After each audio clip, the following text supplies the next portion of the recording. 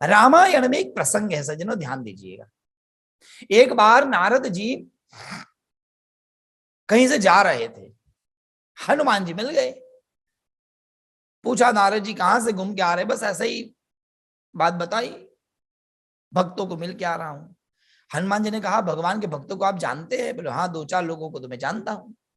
अच्छा, भगवान के पास पूरा एक लिस्ट है भक्तों का, वो आपने कभी देखा? हनुमान जी ने नारद जी को पूछा। नारद जी ने कहा वो तो मैंने नहीं देखा।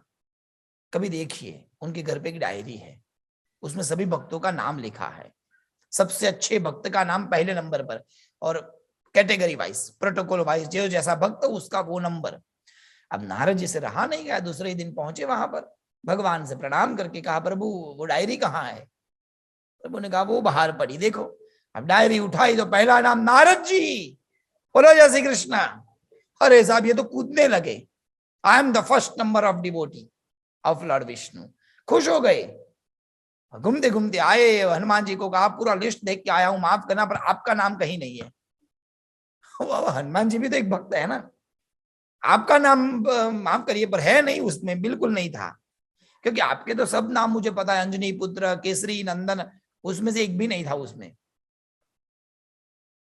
हनुमान जी ने कहा आपने डायरी देखी? कौन सी डायरी, बाहर वाली अंदर वाली? अरे बाहर अंदर वाली देखी, वो अलग है। हाँ बिल्कुल है। अब गए तीसरे दिन वहां, प्रभु अंदर वाली डायरी दिखाइए। बोले वो डायरी नहीं, वो तो छोटी पुर्जा है जिसमें 2-3 नाम लिखे, ज्यादा नहीं है। तो दिखाइए ना प्रभु किसके है। भगवान ने पुर्ज निकाल के दी, एक कागज दिया जिसमें 2 नाम लिखे थे, एक था हनुमान और एक था भरत लाल, भरत जी। प्रभु माफ करिए, क्या अंतर है ये दोनों में और ये डायरी वालों में?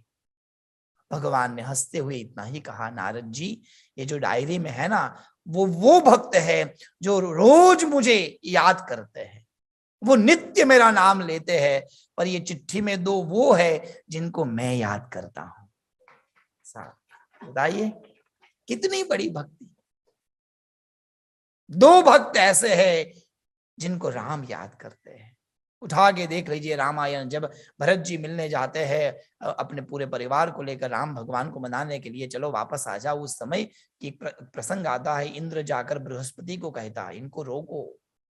इतना रोते हुए, दंडवत नमस्कार करते हुए जा रहे हैं भरत जी, कहीं इनकी भक्ति से प्रसन्न हो जाएंगे राम, वापस आ जाएंगे 14 साल का वनवास छोड़कर, वो वापस आ जाएंगे। और वो वापस आ जाएंगे तो रावण को मारेगा कौन? कुछ भी करिए बृहस्पति, आप इनके भरत जी को रोक दीजिए, भरत का राम का मिलन नहीं होना चाहिए। बृहस्पति ने फटकारा इंद्र को, इंद्र शांत हो जाओ, क्या सोच रहे हो? भरत जी राम को मिलने जा रहे हैं, गलत है ये बात। भरत जी नहीं जा रहे हैं, राम भरत जी को बुला रहे हैं। जब तक राम की कृपा न हो जाए उसको साथ मिलने के लिए व्यक्ति एक क्षण तक नहीं रख सकता। क्यों? क्योंकि उसमें कृपा चाहिए।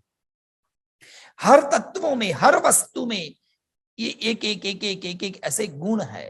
परम भक्त जो भगवान उनको याद, हम सब तो भगवान को बहुत याद करते हैं, पर जिस दिन भगवान हमें याद करे, समझ जाना भगवान की कृपा हम पर हो गई। और भगवान हमें याद करेंगे पता कैसे चलेगा? बोलो प्रेम से जय श्री कृष्ण। एक ही उपाय है, आपके पास में बहुत पैसा हो और आधा से ऊपर का पैसा डॉक्टर, यहाँ है तो माफ करना, आधा से ऊपर कोई डॉक्टर ले जाए तो समझना आधा पैसा हमारा कहीं गया, इंश्योरेंस वाले ने ले लिया तो समझना गया।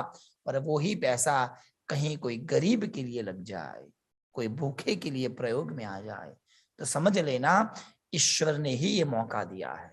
क्योंकि ईश्वर सबको ये मौके नहीं देते, खास आदमी को ही ये दिया जाता है, आप जाकर मंदिरों में इतनी सेवा करो। ये सेवा, इसलिए सेवा का लाभ मिलता है। बोलते हैं ना पंडित जी हमको अच्छा लाभ मिल गया प्रभु की कृपा से, तो ये लाभ तब मिला जब उनकी कृपा हो गई, क्योंकि वो याद कर रहे हैं।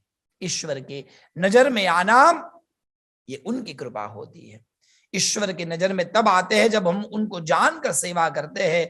ईश्वर की नजर में आना ही परमात्मा का एक परम कृपा मानी गई है।